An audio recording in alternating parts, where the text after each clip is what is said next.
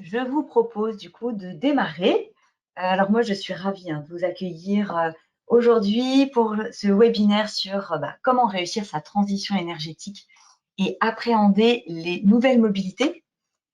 Je vais co-animer ce webinaire avec Eric Richat de Act for Business. Donc, je remercie également pour cette co-animation et je remercie par la même occasion nos partenaires techniques et financiers, entre autres l'ADEME et le Conseil départemental de l'Isère, grâce à qui on peut effectivement proposer ces webinaires et cet accompagnement sur la mobilité. Alors, je vais vous rappeler, voilà, pour ceux qui viennent d'arriver, effectivement, que tous nos webinaires sont en rediffusion sur la chaîne YouTube de la CCI Nord-Isère. Donc là, en l'occurrence, c'est donc bien les webinaires sur la mobilité. J'en profite également pour vous rappeler, pour ceux qui ne l'auraient pas vu, qu'on a également un atelier en continuité vraiment de ce webinaire, donc le 27 avril de 14h à 16h, sur comment réussir sa transition énergétique et intégrer des nouvelles mobilités. Donc là, on est vraiment sous un format atelier le 27 avril où les places seront un peu plus restreintes, on sera entre 5 et 10 personnes maximum. L'objectif est vraiment de se proposer un accompagnement personnalisé, mais dans une dynamique collective. Voilà. Donc, ce sera un peu une continuité, une complémentarité avec ce webinaire d'aujourd'hui. Vous rappelez un petit peu comment va se dérouler ce webinaire aujourd'hui. Donc, aujourd'hui, on va… Alors, excusez-moi, je vérifie juste voilà, que tout se passe bien. N'hésitez pas à nous dire, voilà, par le biais du chat ou des questions, s'il y a quoi que ce soit. Voilà, déjà, voir que si vous nous entendez bien, s'il n'y a pas de problème de son ou voilà, de visuel. Voilà, comme on est en visio, je pense que c'est vraiment important que tout soit bien optimal. Et je vois effectivement, très bien, je vous remercie pour votre retour. Donc apparemment, vous nous entendez bien, tout est OK, c'est parfait. Donc, on va donc avoir une intervention à deux voix, comme je le disais initialement. Donc moi, une petite introduction rapide, je regarde en même temps le timing pour rester dans un timing acceptable. Donc moi, sur les aides financières, donc sur une introduction, et ensuite donc je laisserai la main donc, à Eric Richard, Act for Business, qui ira voilà, vraiment sur la thématique d'aujourd'hui, comment réussir sa transition énergétique et appréhender les nouvelles mobilités. Ce qu'on vous propose aujourd'hui, c'est n'hésitez pas à poser vos questions vraiment via le chat et on prendra du temps à la fin des interventions pour répondre à toutes les questions ou en tout cas à un maximum de questions. On a pu voir dans les anciens webinaires, parfois, il y avait de nombreuses questions et ce n'était pas toujours évident de pouvoir répondre à tout. Alors moi, il me paraissait très important d'évoquer cette thématique en vous précisant un petit peu les aides possibles pour les entreprises. Donc là, c'est spécifiquement pour les TPE-PME, c'est les aides tremplins. Vous les connaissez peut-être déjà très bien. Ça me paraissait important, en tout cas, de les balayer très rapidement, parce que vu le temps imparti, on ne pourra pas aller dans le détail. Ce qui est important à retenir, c'est que ces aides sont bien pour les TPE-PME, tout secteur d'activité compris, également l'agricole. On a à peu près une quarantaine de mesures qui va concerner des investissements dans différents domaines, économie circulaire, transport, bâtiment, énergie renouvelable, et également tout ce qui est études éligibles, voilà, dans de nombreux domaines également. Important à retenir, c'est que l'aide forfaitaire donc, est plafonnée par mesure et l'aide totale doit être entre 5 000 et 200 000 euros. Donc voilà, donc ça c'est quelque chose quand même d'important à retenir. Pas de cumul avec les aides publiques, sauf possibilité de cumuler avec les certificats d'économie d'énergie et certaines aides seulement, entre autres tout ce qui est bonus écologique, etc. Donc vous retrouverez dans ce diaporama, donc bien sûr qui vous sera envoyé dans la foulée de ce webinaire, le lien pour aller vraiment voir spécifiquement ces aides, parce que là c'est très rapide. Je vous ai mis un petit tableau par la suite, donc là qu'on peut partager ensemble, qui est très synthétique avec les différentes aides. Aujourd'hui, on va faire un petit focus quand même sur les aides mobilité, parce que c'est quand même notre thématique de prédilection aujourd'hui, mais vous voyez qu'il y a quand même de nombreuses thématiques en lien avec la transition écologique. Donc, vraiment sur la thématique mobilité, là, pour moi, ce qui est très important à retenir, c'est qu'on va avoir 3 aides possibles pour tout ce qui est diagnostic et études.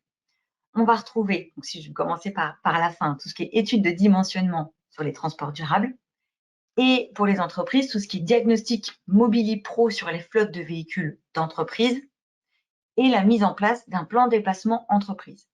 Donc, pour cette mesure, on retrouve vraiment sur la première ligne. Je suis désolée si c'est pas très lisible, mais vous retrouvez vraiment tous ces éléments sur le site internet. Je voulais juste, moi, l'évoquer très rapidement avec vous. Pour la mise en place d'un plan de déplacement entreprise, par exemple, on peut voir que c'est uniquement pour les entreprises de moins de 100 salariés, mais on peut aller quand même jusqu'à une aide de 12 000 €, donc qui est quand même une aide qui est très intéressante pour les entreprises. Et bien sûr, c'est pour les entreprises de moins de 100 salariés, parce qu'on était dans une contrainte réglementaire et l'ADEME n'aide pas quand on est vraiment dans une contrainte réglementaire, ce qui paraît assez logique. Donc ensuite, on a des aides aussi sur les investissements. Et ça, c'est vraiment quand même une force pour ces aides tremplins, c'est-à-dire qu'on va retrouver des possibilités de remplacement de véhicules thermiques par des véhicules électriques pour tout ce qui est véhicules légers, fourgonnettes, fourgons, etc. On retrouve également pour des remplacements vers des véhicules en GNV. Et ensuite, on a sur tout ce qui est transformation de véhicules à motorisation thermique en motorisation électrique, donc appelé également rétrofit, donc là spécifiquement pour les fourgonnettes, fourgons et poids lourds.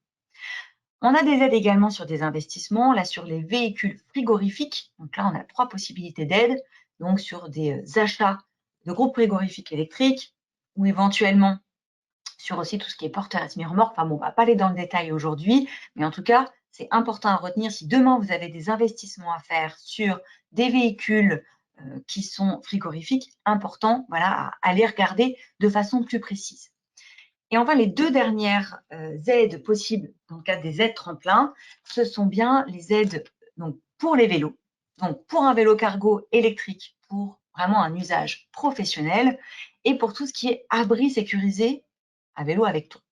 Donc ça, c'est vraiment en tout cas des actions pour moi qui me paraissaient importantes à balayer une fois. On voit quand même qu'il y a des aides qui sont plus ou moins importantes, mais dans tous les cas, sur chaque ligne, il y a des aides, moi, qui me paraissent très pertinentes pour les entreprises. Donc c'est important vraiment à aller voir de façon un peu plus détaillée. Là, je vous ai juste mis un petit peu les explications qu'il y avait sur chacune des actions. Vous l'aurez compris, on ne pourra pas aller voir toutes les actions en détail, mais n'hésitez pas à aller sur le site internet pour voir, pour lire une fois quand même des actions qui pourraient vous intéresser, pour voir si ça peut rentrer vraiment dans le cadre de vos investissements. Et dans ce cas-là, n'hésitez pas à solliciter ou l'ADEME directement, ou moi ou la CCI Norisère. Ce sera avec plaisir qu'on vous accompagnera. En complément de ces aides, excusez-moi, je regarde voilà, le timing pour être bien dans les temps. En complément de ces aides, on a également les aides Advenir qui sont vraiment en complémentarité, car là, on est vraiment sur des aides pour tout ce qui est point de recharge pour le parking de l'entreprise. Donc, on est bien sur des parkings qui ne sont pas ouverts au public. Là, je vous ai exclusivement mis le petit tableau qui récapitule les possibilités d'aide pour les parkings pour la flotte de véhicules et pour les salariés. Donc vraiment sur un usage assez spécifique pour les entreprises, avec des aides qui sont dégressives, donc de 2021 jusqu'en 2023, donc qui passent de 30% jusqu'à 20% en 2023. Également, vous retrouvez le lien, donc le lien advenir.mobi /flotte, etc., qui vous permet d'aller voir de façon un peu plus détaillée les possibilités d'aide pour les points de recharge, donc les stations électriques pour les entreprises. Voilà. Donc là, vous retrouvez mes coordonnées, voilà, pour ceux qui ne les ont pas, sachant que c'est vrai que je ne me suis pas présentée, mais voilà, moi je suis conseillère entreprise au sein de la Chambre de commerce et d'industrie Nord-Isère sur toutes les questions de développement durable, qualité, sécurité et environnement, mais un peu plus spécifiquement sur la mobilité. Alors, je vais passer la main rapidement. Alors, j'ai juste une petite manipulation à faire. Je vais juste me remettre sur voilà, ma première page. Donc, Eric, je ne sais pas voilà, si vous m'entendez bien. Alors, on ne vous entend pas. Eric, peut-être. Moi, je vous entends. Ah, parfait. C'est bon, on vous entend, Eric. Alors, normalement, si je fais changer le présentateur, voilà. A priori, c'est bon, vous avez la main, donc vous pouvez normalement partager, voilà, votre écran, si tout va bien. Montrez mon écran, vous voyez lequel du coup alors? Parce que j'ai deux écrans, c'est pour ça. On voit, c'est bon, comment réussir sa transition énergétique et appréhender les nouvelles mobilités. Normalement. Parfait. Alors, je vais essayer de gérer ça au mieux. L'informatique, des fois, c'est pas toujours très simple. Peut-être mettez, voilà, en diaporama. Oui, c'est ce que je suis en train de faire. Hop, sauf que j'ai deux diaporamas, bien évidemment. Parce que comme j'ai deux écrans et que je gère ça à l'ancienne, mais c'est pas grave, on va y arriver. Moniteur. Attendez, je mets ça là, ça. J'ai mes habitudes à moi. Moniteur principal et diapositive. Parfait. Normalement, là, ça devrait être bon. C'est bon, vous m'entendez? Écoutez, oui, c'est bon. Parfait. Merci Odile. Et on a pris un peu plus de temps pour la transition. C'est les problématiques de l'informatique. L'idée, c'est d'échanger effectivement aujourd'hui sur la transition énergétique au niveau des entreprises, voir ce qui existe sur le plan également de la réglementation, et également échanger sur comment on peut en fait intégrer les nouvelles mobilités dans le bâtiment. Voilà. Donc je remercie la Cécile Norizard de m'accorder la possibilité de pouvoir échanger avec vous sur ces sujets-là. L'agenda, en fait, il est en 5 parties. Il y a une petite partie introduction où je vais me présenter rapidement pour que vous sachiez qui je suis et également de quoi on va traiter aujourd'hui. On est obligé de passer par l'aspect réglementaire parce qu'il y a pas mal de choses qui ont été votées quand même ces derniers mois, voire 2 dernières années. Et quand j'échange avec les industriels, la plupart du temps, ils ne sont pas au courant. Donc, c'était un point important quand même à signaler. Voir un exemple de solution existante. Et puis, par la suite, conclusion, et puis on finit par rapidement un point sur l'atelier. Donc, qui je suis? Je suis dirigeant en fait d'une entreprise qui est basée dans le Nord-Isère, qui est spécialisée en innovation et également tout ce qui va être lié en stratégie d'entreprise. J'ai pas mal travaillé et je travaille encore pas mal avec le domaine de l'aéronautique, l'automobile, l'énergie principalement. Beaucoup travaillé sur l'électrification du véhicule et comment concevoir en fait ces nouveaux véhicules. J'avais déjà commencé il y a 6 ans en arrière. On voit le fruit du travail aujourd'hui avec les OEM qui déploient. C'est un travail en fait qui a déjà commencé aux alentours des années 2014. La conception en fait des véhicules électriques un peu partout dans le monde et je les accompagnais à cela. Rapidement, quelques références. Donc, vous voyez de clients, personnes morales avec qui je collabore, dans l'énergie, des industriels. Bien évidemment, à partir du moment où on est dans le domaine de l'énergie et du bâtiment, il faut être membre de syndicat et l'entreprise est membre de syndicat. Au niveau de la région, ici, avec le cluster éco-bâtiment qui est basé à Lyon. Des syndicats également autour des énergies renouvelables et de la digitalisation, parce que les énergies renouvelables ne pourront s'intégrer qu'à travers la digitalisation. Et l'entreprise est également membre de syndicats patronaux et comme la CPME. Des partenaires, rapidement, voilà ce que je peux vous dire. Où est-ce qu'on est basé? Saint-Quentin-Falavier, une partie de l'équipe est à Lyon et à Grenoble, de mon équipe. On travaille avec des clients Paris, Marseille et également à l'étranger. On est présent sur LinkedIn, beaucoup sur LinkedIn, Facebook, et puis on a aussi une chaîne YouTube où en fait on donne pas mal d'informations. Fin 2020, je me suis fait plaisir, comme j'aime bien le faire, et j'ai créé un média qui s'appelle Time for Energy. Je vous invite à y aller. On a un site web, c'est un 100% web, 100% digital, il est gratuit. On rédige des articles, on met également des articles à disposition. L'idée, c'est bien évidemment de promouvoir un usage, on va dire, un peu plus sobre de l'énergie et des énergies renouvelables. Présence sur le web avec LinkedIn et Facebook.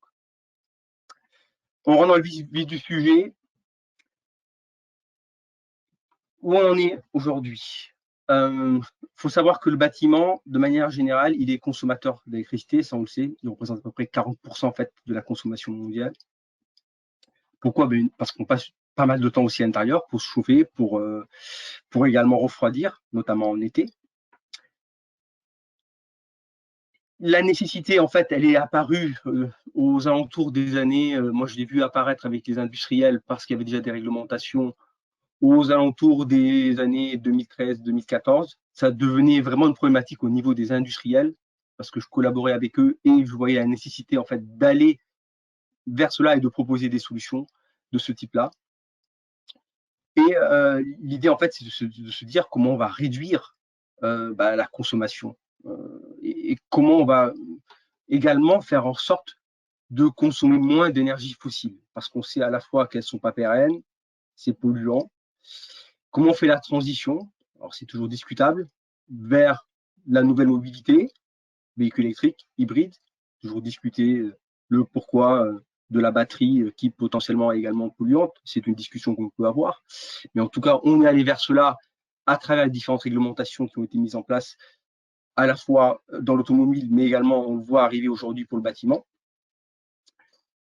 Et l'idée, c'est en fait, de manière générale, déjà de commencer à réfléchir à comment on va réduire sa consommation. Ça, c'est le premier aspect. Comment je travaille ma consommation, comment je fais en sorte de la réduire, sur quels aspects je dois aller faire de la mesure potentiellement et comment je peux mettre en place des plans d'action pour inciter les personnes qui sont dans le bâtiment à travailler ensemble pour avoir un impact.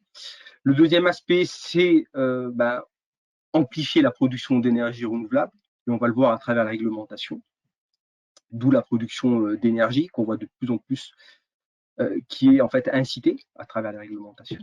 On verra cela par la suite. Il y a un objectif au niveau européen, c'est une neutralité carbone d'ici 2050.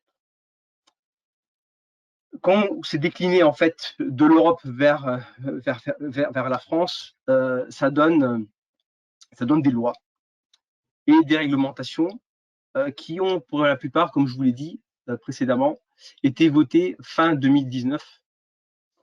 Alors, il y en a 3 qui vont principalement vous concerner et qui sont toutes les 3 sur des verticalités.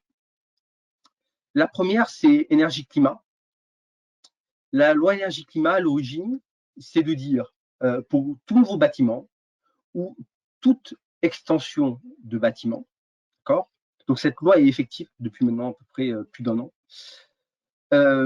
Il faudra prévoir l'installation d'énergie renouvelable sur le toit ou de toiture végétalisée à hauteur de 30% de la surface. Et c'était jusqu'à la semaine dernière pour 1000 m² d'emprise au sol. Sauf que depuis la semaine dernière, c'est 500 m². Ça a été amendé. J'ai appris ça récemment, j'ai reçu l'amendement là, la semaine dernière sur le sujet. Donc ça veut dire que vous devez à peu près avoir 500 m², 350 m², soit de toiture végétalisée sur un bâtiment de 500 m², ou bien de production ENR. Production ENR, on imagine que vous n'allez pas mettre une éolienne. Donc la loi, en fait, elle favorise de manière générale l'installation de panneaux solaires et du photovoltaïque. Parce que les industriels également, ou en fait les personnes qui sont concernées, de manière générale, ne veulent pas trop entendre parler de toiture végétalisée parce qu'il y a de l'entretien. Alors qui est concerné? Industriel, entrepôts, parcs de stationnement, les commerces également. La question qui se pose par la suite, c'est qu'est-ce qu'on fait de cette énergie une fois qu'on l'a installée en fait sur la toiture? Il y a différents moyens. La première, c'est l'autoconsommation. Donc, je produis et je consomme sur mon site. L'avantage, c'est que aujourd'hui, le solaire photovoltaïque est devenu compétitif. Du coup, on a en fait un kilowattheure solaire qui est même moins cher que celui que vous allez acheter à travers votre producteur d'électricité. Ou bien vous avez la possibilité de produire et de vendre. Voilà. Ça, c'est le deuxième aspect. Tout va dépendre de quel type de contrat vous allez avoir. Dans tous les cas, ça va vous impacter parce que il va falloir superviser votre centrale. Ça reste un outil quelque part, il faut le voir comme ça. Vous avez investi, donc il va falloir superviser la centrale et également potentiellement mutualiser avec d'autres supervisions du bâtiment. S'il y a autoconsommation de l'énergie, c'est-à-dire que la centrale produit et vous consommez sur site l'énergie, bah, il va falloir gérer cet équilibre entre production et consommation pour aller chercher le maximum d'énergie côté solaire. Je m'exprime. Imaginons que vous produisiez et que vous consommiez tout sur place. Il n'y a pas de tarif de vente d'électricité. Ce qui va se passer, c'est que la production que vous allez faire d'énergie, il faut qu'elle soit en équilibre avec la consommation en temps réel. Si vous n'avez pas suffisamment de consommation, votre matériel photovoltaïque l'onduleur, en fait, va être bridé. Donc, il va produire juste ce qu'il faut pour consommer. Ça veut dire que, de facto, vous avez de la perte, puisque vous auriez pu faire beaucoup plus. Donc, l'idée, c'est de se dire également comment je gère ma consommation, comment je vais activer potentiellement des charges, soit dans mon bâtiment, soit sur mon parking, parce que j'ai des bornes de recharge, pour toujours favoriser cette production d'électricité qui est là. Ça, c'est une possibilité, si vous faites de l'autoconsommation. S'il y a des questions, vous n'hésitez pas, on pourra revenir dessus. Ce que je vous propose, c'est un petit quiz pour faire la transition entre la production et également la suite, qui est l'efficacité énergétique et la loi énergie-climat avec le décret tertiaire, la loi Elan. Est-ce que Odile, tu peux lancer de ton côté le questionnaire? Oui, oui, je le lance. Alors, c'est un petit lancer, quiz. normalement, vous devez tous voir. Donc, vous devez tous voir apparaître la question. Donc, il vous suffit de cliquer tout simplement sur la réponse que vous jugez la plus pertinente. Donc là, combien l'industrie pourrait gagner en efficacité énergétique d'ici 2035? Alors, moi, je t'avoue que je ne la vois pas. Alors, est-ce que c'est parce que je suis organisateur avec toi?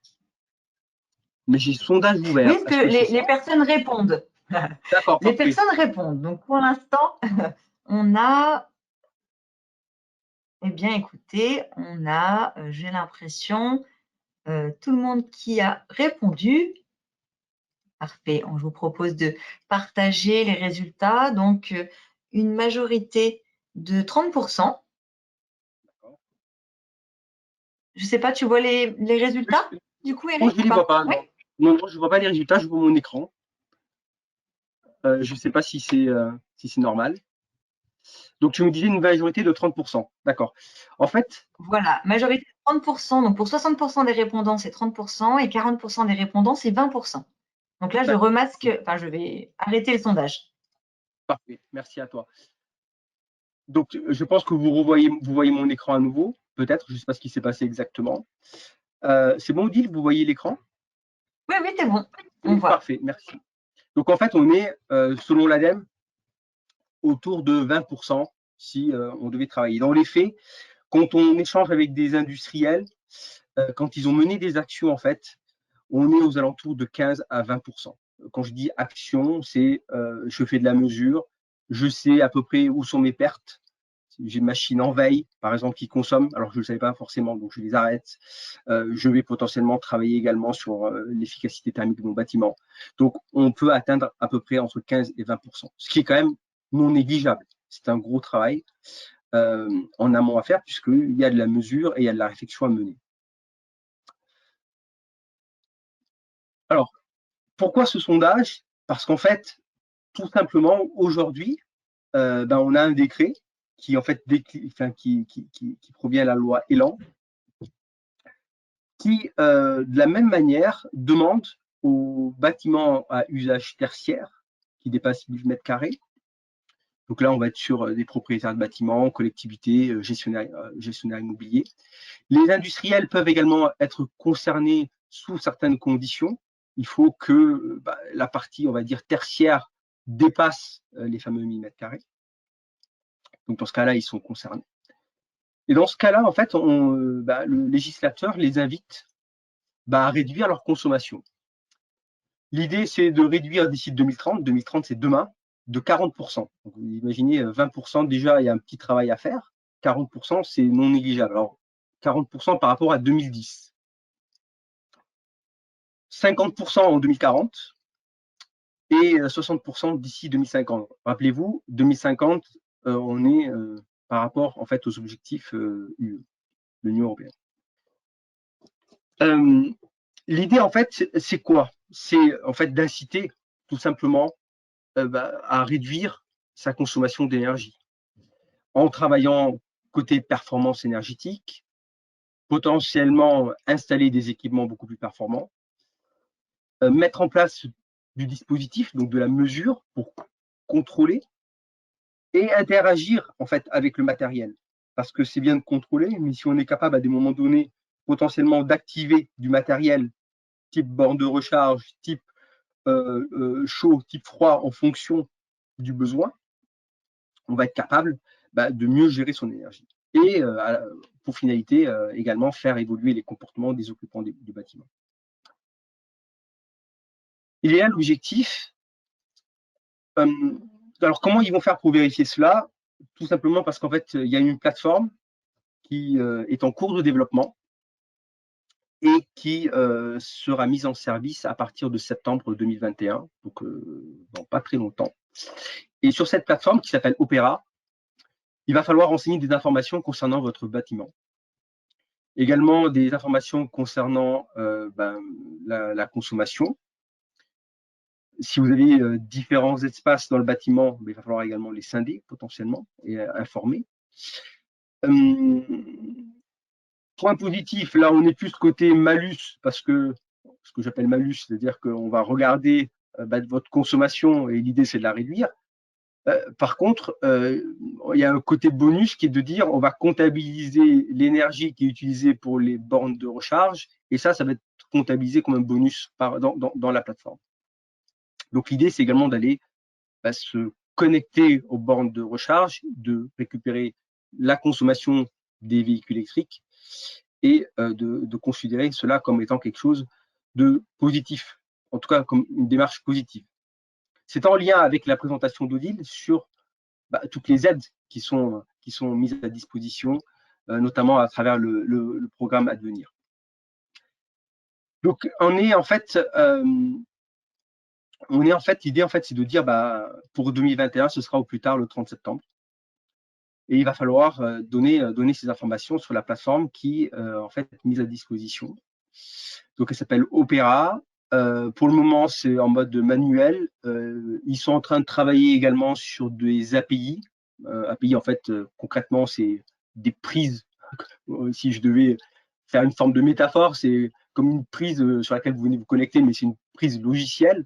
En fait, la possibilité de venir connecter deux logiciels, donc venir se connecter à la plateforme Opera à travers un autre logiciel qui va fournir de manière automatisée les informations. Imaginons que vous fassiez de la mesure au niveau de vos bâtiments. Vous allez connecter votre plateforme chez vous à Opera automatiquement et ça enverra la data sans que vous ayez à vous poser de questions. Donc, ils sont en train de travailler également sur ces aspects-là. L'idée, en fait, c'est de se dire, en termes de finalité, c'est quoi? C'est il faut mesurer l'énergie pour réduire sa conso, puisqu'en fait, on va vous demander des comptes quelque part. Il va falloir l'analyser et puis, par la suite, mener des actions pour réduire la consommation. Et collecter aussi, si vous avez des bornes de recharge, l'information. Donc, tout cela peut se faire également à travers du digital, comme je le disais. Vous n'avez pas forcément besoin, vous, de le faire en mode manuel. Deuxième quiz pour faire la transition. Ce quiz est plus, on va dire, focusé sur la partie véhicule électrique. Selon vous, quel est l'objectif de la France en termes de véhicules électrifiés, donc électriques et hybrides, d'ici fin 2022?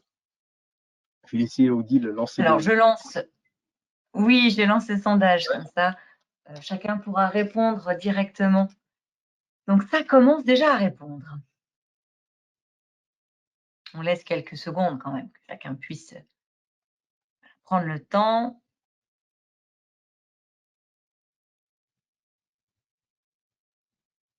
Ça y est, j'ai l'impression que ça ne bouge plus trop. Tout le monde a… Attendez, ça bouge encore un petit peu.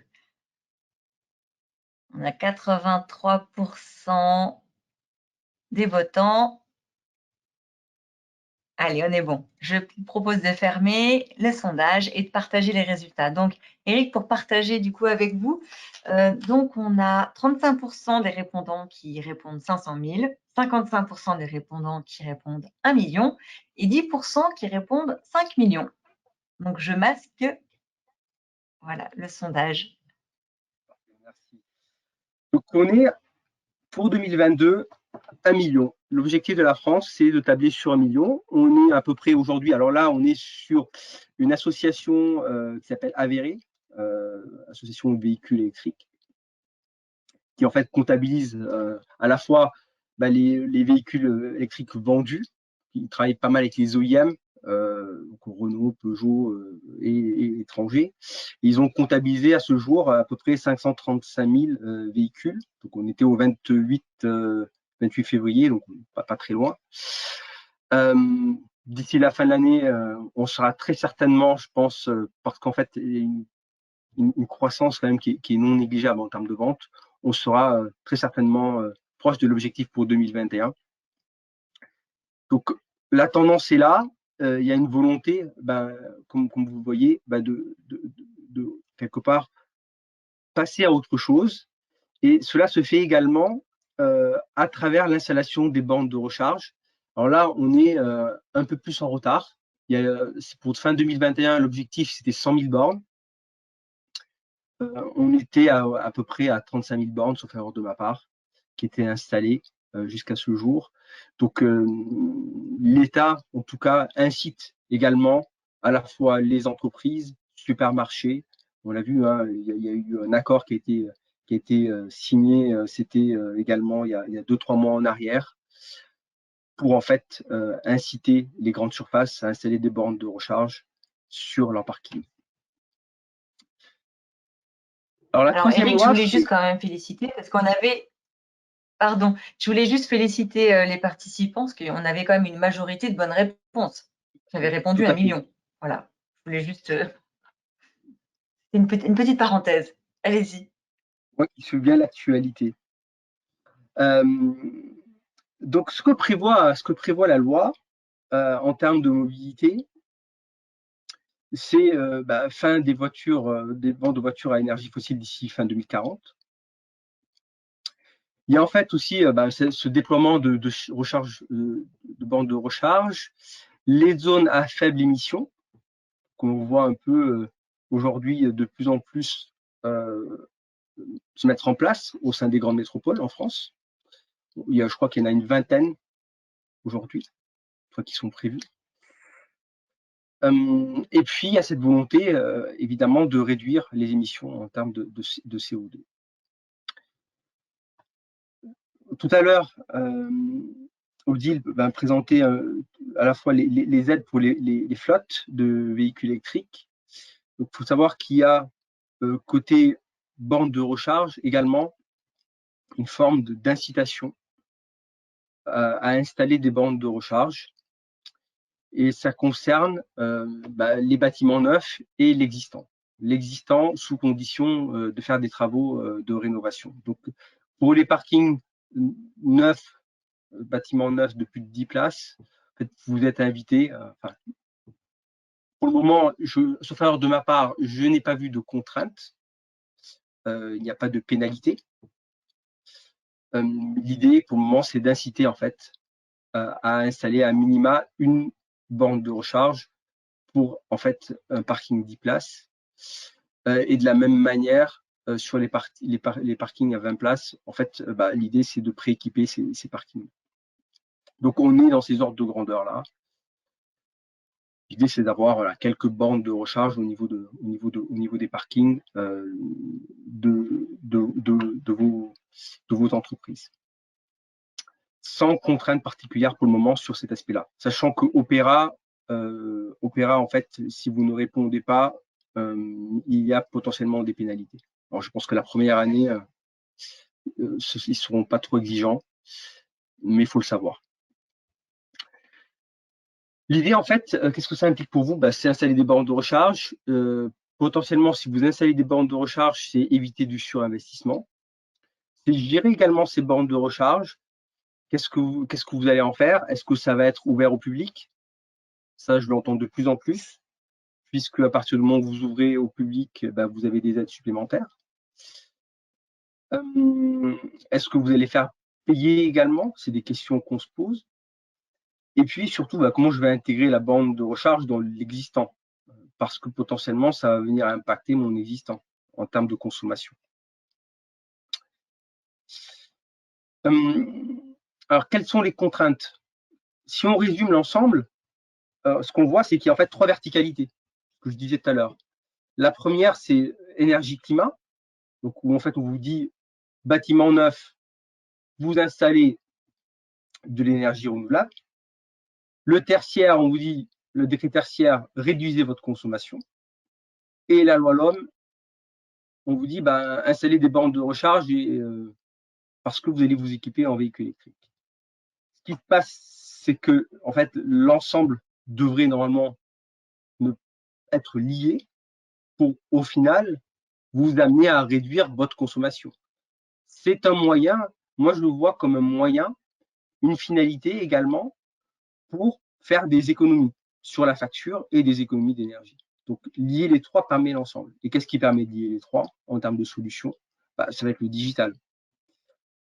Parce qu'on va être capable de faire de la mesure, de récupérer l'information, de faire de la mesure sur les différents matériels qui vont être installés, à la fois sur l'existant, mais également sur les bornes de recharge potentiellement qui sont aujourd'hui intelligentes, donc on va pouvoir récupérer également de l'information et interagir avec elles.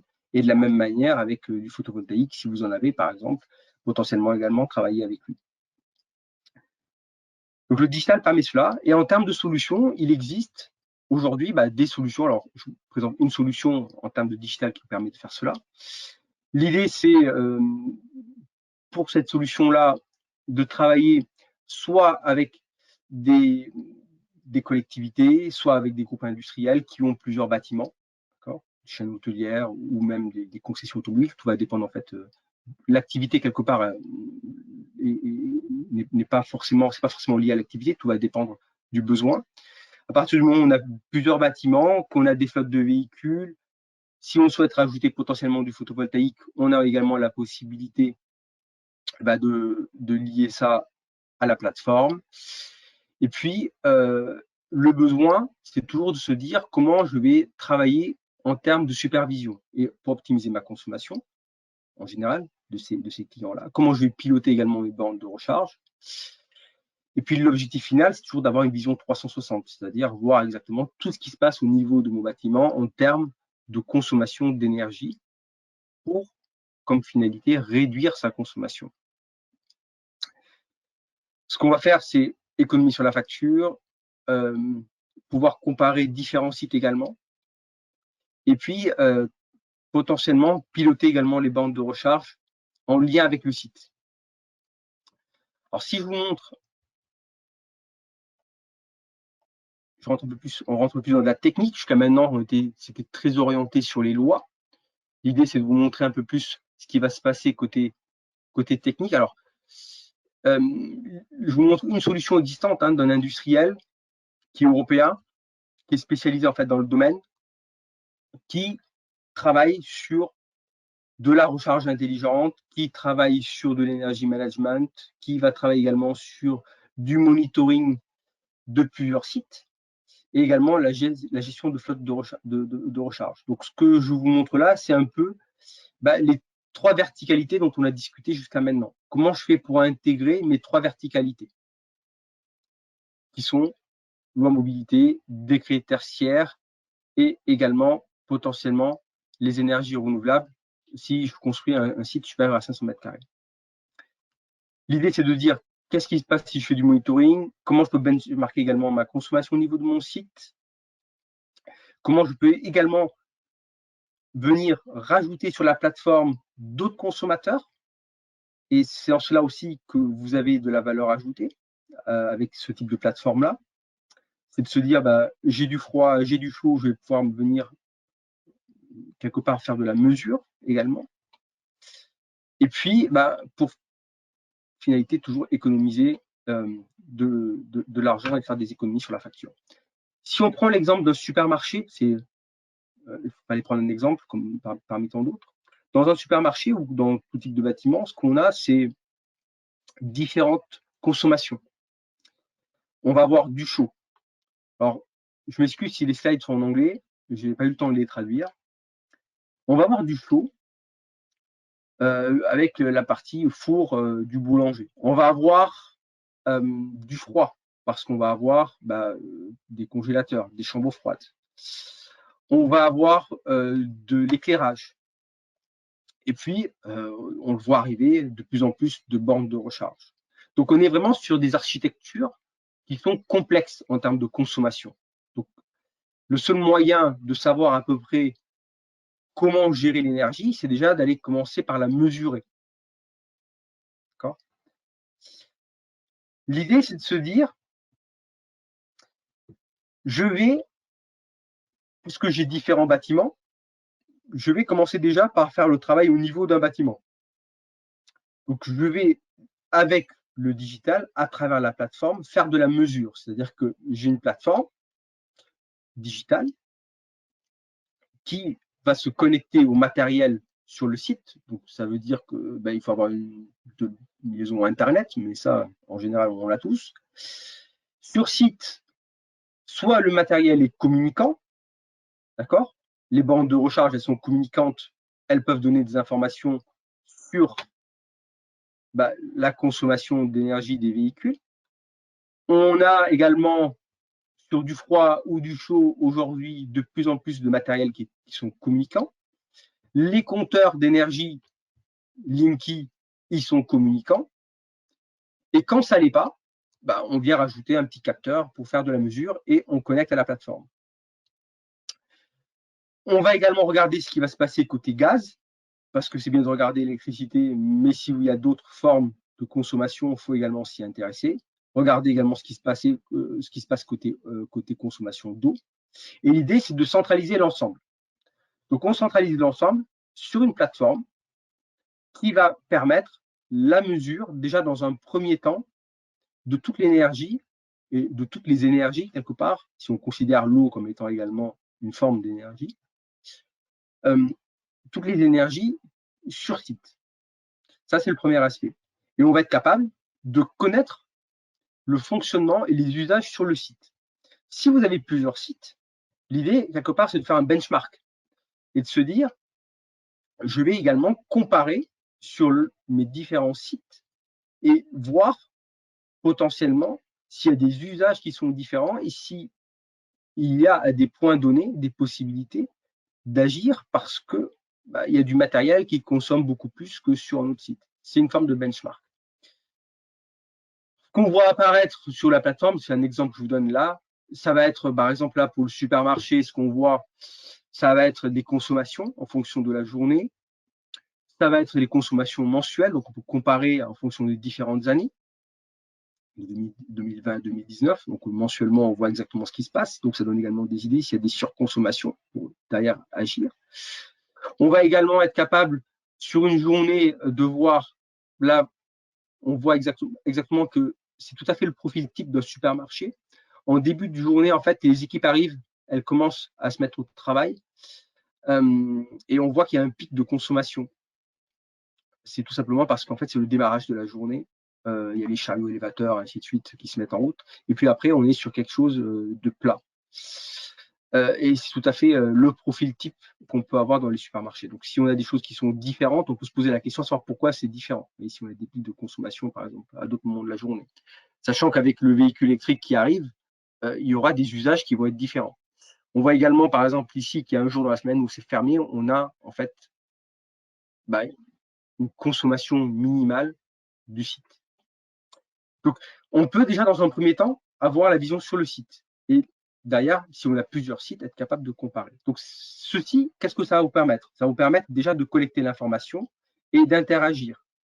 D'interagir avec votre site pour mener des actions. Donc, ça répond, rappelez-vous, à la partie décret tertiaire, où on vous demande de réduire votre consommation d'ici 2030 de 40%. Alors, en termes d'actions, ce qu'ils ont mené en fait des actions avec des clients, une chaîne en fait de magasins, 2000 magasins où ils ont fait ce travail-là. Et ils étaient, quand ils ont fait le travail, ça transparency et local optimization, ça correspond en fait à cette partie de travail qu'on va faire sur site pour réduire la consommation. Alors, on était entre 8 et 15% d'économie financière. Je ne parle pas d'économie d'énergie, sur l'aspect financier. Donc, quand on combine les deux, on varie entre 8 et 15%, ce qui est quand même non négligeable. Juste en faisant du monitoring et en menant des actions et en identifiant, grâce au logiciel, des phénomènes différents entre les différents sites. Le deuxième aspect, c'est ce que je vous disais, c'est l'aspect lié à la mobilité. Demain, vous allez potentiellement avoir sur votre site des bornes de recharge. Ce qu'il faut savoir, c'est que le site, il est conçu à l'origine avec des câbles, avec des transformateurs, et il n'a pas été prévu pour intégrer des véhicules électriques, donc des bornes de recharge. Il avait une consommation, donc on prend un exemple ici type qui est de 80 kW, c'est juste pour expliquer l'exemple. Imaginons qu'on ait une limite de puissance à 125. Si demain, vous rajoutez des bornes de recharge, en général, c'est 22 kW. Les bornes de recharge, c'est 2.11 qu'on peut avoir en minimum.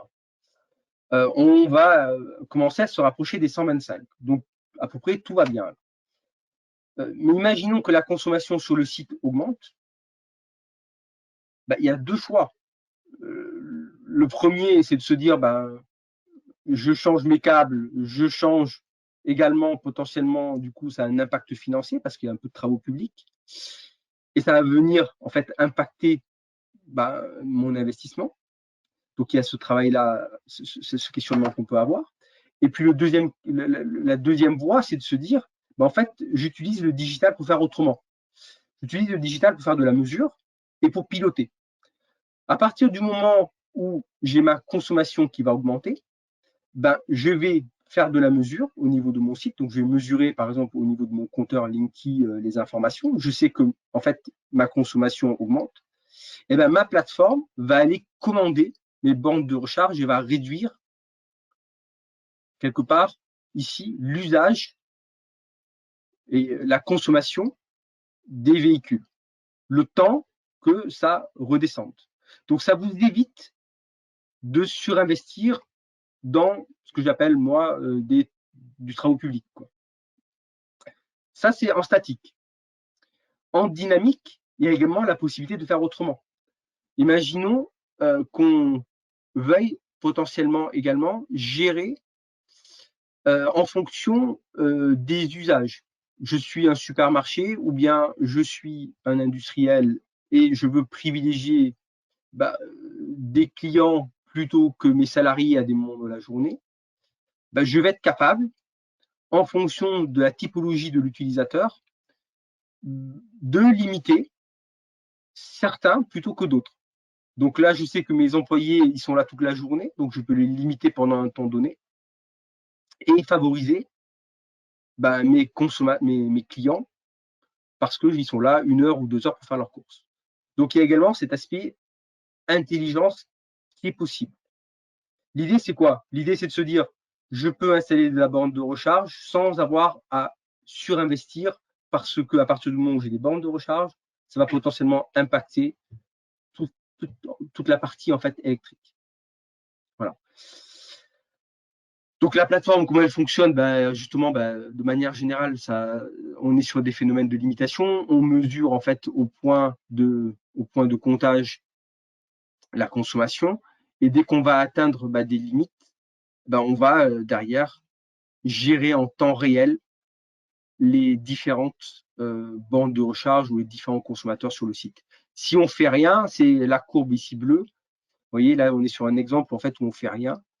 Et en fait, on a potentiellement, on va dépasser la limite de 400 kW sur ce site-là. Et dans les faits, c'est impossible. Si vous dépassez la limite, vous allez détériorer, non seulement ce ne sera pas votre abonnement, et puis vous allez potentiellement détériorer le matériel qui est installé. Un câble, c'est un tuyau, c'est prévu pour véhiculer un certain nombre d'électrons. Si vous allez au-delà, vous allez détériorer le câble. Donc, l'idée, c'est toujours de rester sous la limite et de ne pas avoir à aller changer le matériel. Donc là, on a un exemple de ce qui s'est fait sur des sites type Amazon, DHL. On voit en fait, là, ils ont complètement changé leur flotte de véhicules avec différentes bornes de recharge et le pilotage se fait de cette manière-là. Donc, on est à peu près à 51 minutes. Je vous aurais bien montré autre chose, mais je pense que je n'aurai pas le temps si je vais vous laisser la possibilité d'avoir des questions. Donc là, on est sur la possibilité, quand on travaille sur ces aspects-là, aux alentours à peu près, on évite à peu près 25% de surcoût. Ça évite d'aller surinvestir. Demain, où est-ce qu'on va? On va sur, en fait, un mix de tout cela, tout ce que je vous ai dit jusqu'à maintenant, c'est-à-dire cette capacité à faire de la mesure pour réduire la consommation, cette capacité à intégrer le véhicule électrique, cette capacité potentiellement, si demain des personnes souhaitent installer également du photovoltaïque, à gérer le photovoltaïque sur le site. Et donc là, on a un exemple de ce qui se fait également. On est sur un supermarché où en fait, ils ont installé à la fois le combo de tout ce que je viens de vous dire. Un, je veux réduire ma consommation. Deux, j'ai des bornes de recharge. Là, ils avaient 2 bornes de recharge. Vous voyez, 2 points de recharge, 2 fois 11. Et puis également du photovoltaïque. Et ils avaient également, sur ce site-là, des batteries pour stocker l'énergie solaire, en plus. Des batteries de marque Tesvolt. Et ce qui s'est passé, c'est qu'à un moment donné, où sur le site, ils étaient arrivés en fait à devoir hybrider les onduleurs parce que l'énergie qui était produite était consommée ou stockée. Et en fait, ils en produisaient beaucoup plus que prévu et ils étaient obligés d'hybrider les onduleurs et il y avait des pertes d'énergie. Et ce qu'ils ont fait, c'est de se dire comment en fait avec du digital, je peux faire autrement. Et c'est là où en fait l'intelligence quelque part de l'humain est importante lorsqu'elle est déclinée dans de l'informatique, c'est qu'ils se sont dit, sur le site, qu'est-ce que j'ai comme consommateur? J'ai en fait des bandes de recharge dans lesquelles je vais pouvoir activer à des moments donnés ou désactiver. Mais ce que je peux faire également, c'est que j'ai des chambres froides et que ces chambres froides-là, je vais essayer de comprendre le process de fonction de mes chambres froides. Mes chambres froides, en général, elles sont à moins 16 degrés, mais je sais qu'en fait, les aliments, je peux aller jusqu'à moins 18. Et étant donné qu'il y avait du surplus d'électricité qui était produite, côté solaire, ils se sont dit, des moments donnés, je vais aller stocker dans du froid. C'est-à-dire que je vais passer de moins 16 degrés à moins 18 volontairement. Je vais activer ma chambre froide et je vais stocker dans du froid. Et après, je vais jouer sur l'inertie thermique. Je vais laisser ma chambre froide repasser de moins 18 à moins 16. Donc, c'est un moyen comme un autre, super intelligent, je trouve, d'aller chercher le maximum de production qu'on va avoir au niveau de son site plutôt que de perdre de l'énergie qui n'est pas consommée. Et donc là, on est, voilà, comme je vous le disais tout à l'heure, sur des économies. Le photovoltaïque, là, sur ce site-là, a permis en fait 15% d'économie. Mais ce qui a vraiment apporté de la valeur ajoutée, c'est toute cette partie à la fois réduction de la consommation et optimisation de la consommation, comme je vous le disais, où on va aller chercher l'énergie aussi du photovoltaïque et éviter de la perdre. Où on va également se dire, potentiellement, je vais également faire des économies parce que je connais mes tarifs d'électricité. Il faut savoir qu'en France, il y a, en fonction en fait, du type d'abonnement que vous avez, vous pouvez avoir jusqu'à 6 tarifs d'électricité dans l'année. Ça va dépendre de la saisonnalité, ça va dépendre hiver, été, même printemps des fois. Ça va également dépendre des heures et vos tarifs d'électricité ne sont pas les mêmes. Donc, l'idée également, c'est de se dire comment demain, avec l'intégration de ces tarifs dans du logiciel, mon logiciel potentiellement va pouvoir venir commander certains matériels plutôt que d'autres. Alors, il ne faut pas que ce soit du process industriel, Mais sur du chaud ou du froid, c'est des choses qu'on peut faire assez facilement, ce que j'appelle la charge résistive. Donc, je vais privilégier également l'usage de mon matériel à des moments bien donnés en fonction de mes tarifs. Donc ça, c'est des choses également qui sont possibles. Donc, il y a pas mal de solutions qui existent. Là, je vous en ai montré une. Et voilà, c'est vers cela qu'on va demain. En tout cas, les entreprises travaillent de plus en plus dans le digital pour aller vers cela, pour permettre ce type de réduction-là. Si vous avez des questions, vous n'hésitez pas. Je pourrais vous renseigner, rentrer un peu plus dans le détail concernant ce type de solution-là. Pour conclure, ce que je dirais, c'est que de toute façon, de manière générale, on y est. Il y a la réglementation aujourd'hui qui est mise en place. Il va falloir, dans les années à venir, ou même dans les mois à venir, s'y mettre. Et il va falloir mettre en place en fait, des solutions. Donc, réduction, intégration du véhicule électrique. Et si vous avez des extensions de bâtiments, pensez-y pour avoir le permis de construire. Pensez à réfléchir en fait à savoir ce que vous allez faire. Est-ce que vous allez mettre de la toiture végétalisée ou bien du photovoltaïque. Donc, il y a une suite après ce webinaire, la possibilité de s'inscrire à un atelier. Je vous redonne la date. Je ne sais pas, Odile, si tu veux intervenir, dire un peu plus de choses concernant cet atelier. J'ai mis le lien. Parfait Odile, pour le lien. L'objectif vraiment de l'atelier, c'est, on va dire, d'aller un petit peu plus en détail et de pouvoir répondre à vos questions de façon un peu plus personnalisée. Éventuellement, vous mettre un peu le pied à l'étrier aussi, éventuellement dans une démarche ou en tout cas dans les premières bases, parce que vous imaginez bien qu'en 2 heures, on ne peut pas vous accompagner sur la construction d'une démarche intégrale, mais en tout cas, ce serait important pour les premières questions que vous vous posez, pour initier une démarche ou une réflexion en interne, d'avoir sur un atelier collectif des réponses assez personnalisées, mais de bien garder cette dynamique collective. Alors, peut-être, Eric, je vais moi juste… Je me permets juste de rebondir par rapport à ce que tu disais, Odile. Vous n'hésitez pas à poser des questions. Moi, je suis en lien avec pas mal d'industriels. Donc, j'ai la possibilité également, quand je n'ai pas la réponse, de pouvoir également interagir avec eux et de leur poser des questions sur l'aspect faisabilité technique. Donc, vous n'hésitez pas, si vous avez des questions, comme ça, moi, de nous les transmettre en amont. Comme ça, moi, je pourrais également enrichir également les échanges avec du retour des industriels.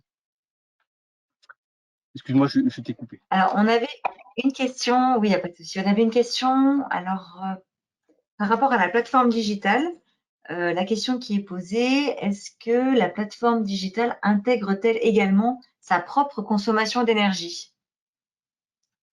Alors là, on est sur du mode SaaS. On est à distance. Non, il n'y a pas de, ce n'est pas intégré, On est hébergé sur un serveur quelque part. C'est pas intégré. Dans tous les cas, elle existe. Je ne saurais pas vous dire comment on pourrait la répartir, mais c'est pas quelque chose qui vous est facturé en tout cas, puisqu'elle est hébergée en mode SaaS par le fabricant du logiciel.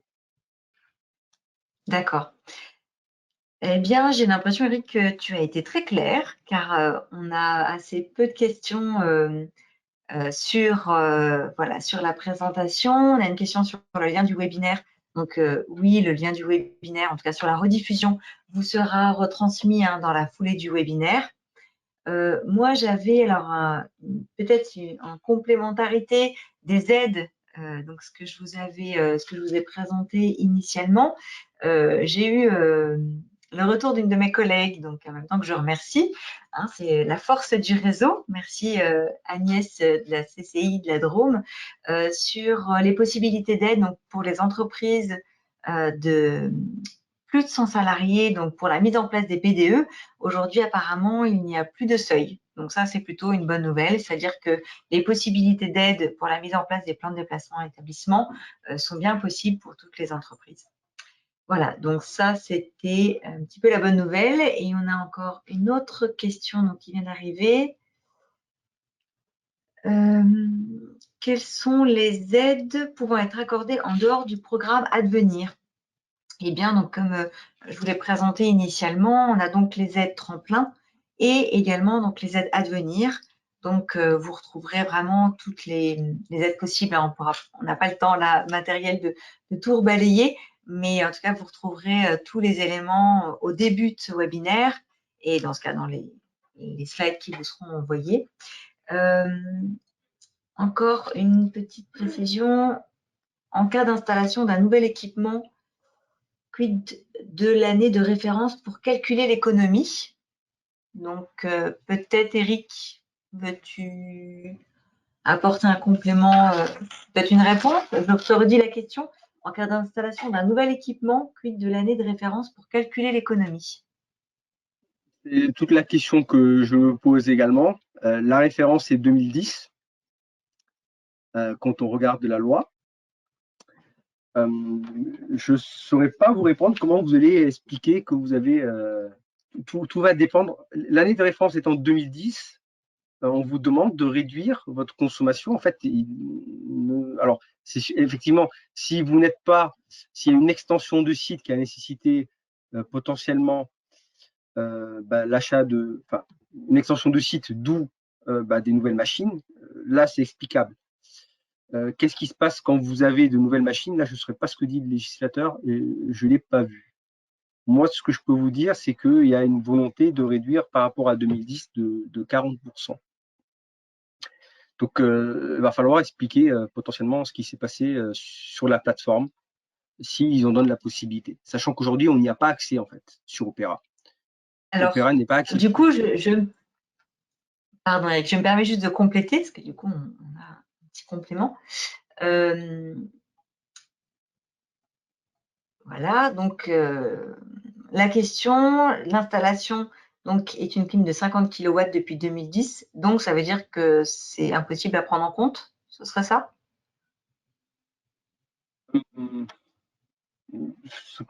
En fait, on vous demande, en fait, la loi, ce qu'elle dit, la référence, c'est 2010.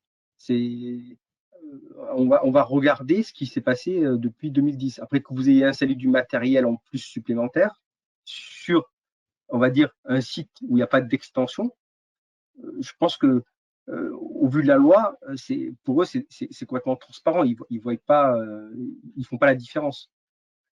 Ce qu'ils veulent, c'est que vous réduisiez votre consommation. Et la réduction de consommation, en fait, elle passe par quoi? La réduction de consommation, on va la voir au niveau du compteur d'électricité. C'est là où, en fait, il y a une subtilité dans réduction de consommation. C'est ce que vous consommez au niveau de votre compteur. Par contre, il y a deux moyens de réduire sa consommation. La première, c'est effectivement, je réduis ma consommation, donc je suis beaucoup plus efficace, ou bien je produis pour consommer. Et du coup, au niveau de mon compteur électrique, de facto, j'ai réduit ma consommation, puisqu'en fait, j'ai produit pour consommer. C'est pour cela qu'en fait, vous avez une succession de lois qui vous invitent également, vous voyez, à intégrer d'autres formes d'énergie et de production. Oui, là, du coup, effectivement, la personne, donc, on va dire, renchérit en disant, ça veut dire que plus aucun investissement n'est possible, en quelque sorte. Ou alors, l'investissement qui est fait devra faire en sorte d'optimiser, au final, l'énergie. Il faut optimiser l'énergie. Ouais. L'idée, c'est d'optimiser votre énergie. Mais je pense qu'il y aura, je pense qu'il y aura des réajustements à un moment donné. De la même manière qu'aujourd'hui, vous voyez, en fait, la plateforme, la loi Elan, elle devait, le décret tertiaire devait être mis en place en 2020. Il y a eu Covid, ça a été retardé. Je pense qu'on va être également dans une période d'ajustement parce qu'il va y avoir une remontée de terrain qui fait qu'ils vont réajuster à des moments donnés, ils vont prendre en compte également potentiellement des investissements que vous avez pu faire entre 2010 et aujourd'hui, qui ont fait que vous avez augmenté votre consommation. Mais je ne suis pas à la place du législateur. Il n'y a que lui qui peut… Oui, alors là, j'ai un petit complément qui nous a apporté donc, par un participant, donc je me permets de le partager. L'année de référence est au choix entre 2010 et 2020. Voilà, donc il faut choisir pertinemment l'année. Voilà, c'est un complément. Merci beaucoup pour en même temps vos aides Je n'ai et pas vos trouvé questions. choisir 2020. Merci à vous, en tout cas, d'avoir complété par rapport Oui. à ça. J'irai regarder. Je n'avais pas trouvé dans la loi cet aspect. En fait, la loi, les lois évoluent de manière continue. Et la semaine dernière, ils ont sorti l'amendement, je l'ai reçu, où en fait, l'amendement que j'ai reçu. Alors peut-être Eric, on va peut-être pas aller dans le détail. Oui, c'est gentil. Il est 15h06, donc si on veut respecter voilà, un timing pour tous nos participants, puis pour nous également. Alors ce que je vous propose, c'est peut-être juste, faudrait juste que moi je puisse voilà, reprendre la main.